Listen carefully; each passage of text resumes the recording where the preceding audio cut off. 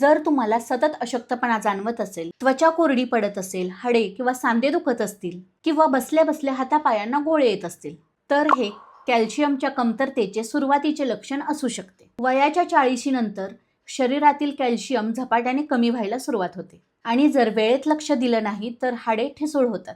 मग सांधेदुखीसारख्या मोठ्या समस्या होऊ शकतात. मग आता प्रश्न आहे, कॅल्शियम नैसर्गिकरित्या कसं वाढवायचं? तर सांगते. कॅल्शियमसाठी फक्त गोळ्यांवर अवलंबून राहायची गरज नाही. आपल्याच स्वयंपाकघरात असे 4 नैसर्गिक पदार्थ आहेत जे हाडांच्या आरोग्यासाठी मदत करतात. पण शेवटचा पदार्थ खूप महत्त्वाचा आहे, नक्की बघा. तर पहिला पदार्थ आहे तीळ. आपली हाडं जर मजबूत ठेवायची असतील तर तीळ हे रोजच्या आहारात असायलाच हवे. तिळात कॅल्शियम सोबतच झिंक आणि मॅग्नेशियम हे भरपूर प्रमाणात असतं. झिंक हे हाडांमधील कॅल्शियम झिजण्यापासून वाचवतं आणि मॅग्नेशियम शरीराला ते कॅल्शियम शोषून घेण्यासाठी मदत करतं. म्हणजेच तीळ फक्त आपल्याला कॅल्शियम देत नाही तर ते हाडांपर्यंत सुद्धा पोहोचवतं. दुसरा पदार्थ आहे नाचणी म्हणजेच रागी. नाचणीमध्ये कॅल्शियमचे प्रमाण हे खूप चांगले असते. नाचणीत कॅल्शियम सोबत फॉस्फरसही असतो आणि हे दोन्ही जेव्हा एकत्र येतात तेव्हा हाडं मजबूत आणि घट्ट बनतात. नुसतं कॅल्शियमच पुरेसं नसतं, सोबत एक खास प्रोटीनही असतं जे शरीरातील कॅल्शियम टिकवून ठेवायला मदत करतं. म्हणजे नाचणी हे हाडं मजबूत करतेच आणि ती मजबूती टिकवूनही ठेवते. विशेषतः ज्यांना दूध आवडत नाही किंवा दूध पितच नाहीत त्यांच्यासाठी नाचणी हा उपयोगी पर्याय ठरू शकतो. तिसरा पदार्थ म्हणजे मखाना.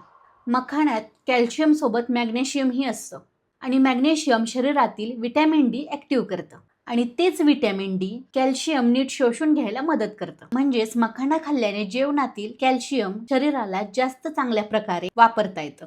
शिवाय हा हलका आणि कमी कॅलरीजचा स्नॅक आहे. चौथा सगळ्यात प्रभावी पदार्थ शेवग्याची पानं. शेवग्याच्या पानांमध्ये कॅल्शियम सोबत लोह आणि व्हिटॅमिन सी एकत्र असतं. व्हिटॅमिन सी शरीराला लोह शोषायला मदत करतं आणि हाडाच्या मजबूतीसाठी लागणारे कोलाजनही तयार करतं. म्हणजेच एकाच भाजीतून हाडं मजबूत होतात आणि सुरुवातीला जसं मी सांगितलं तसा अशक्तपणाही कमी होतो. त्यामुळे आठवड्यातून एकदा तरी शेवग्याच्या पानांची भाजी डाळ घालून नक्की खा. तर लक्षात ठेवा, फक्त औषधांवर अवलंबून राहण्यापेक्षा योग्य आहार निवडणं खूप गरजेचं आहे.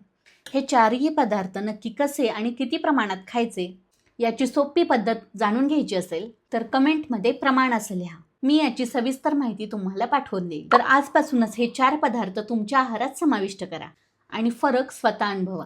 हा व्हिडिओ तुमच्या आई वडिलांना, मित्रांना, नातेवाईकांना शेअर करा, कारण ही माहिती प्रत्येकालाच माहीत असायला हवी. तर व्हिडिओ आवडल्यास लाईक करा आणि अशाच नवीन नवीन हेल्थ टिप्ससाठी फॉलो करा.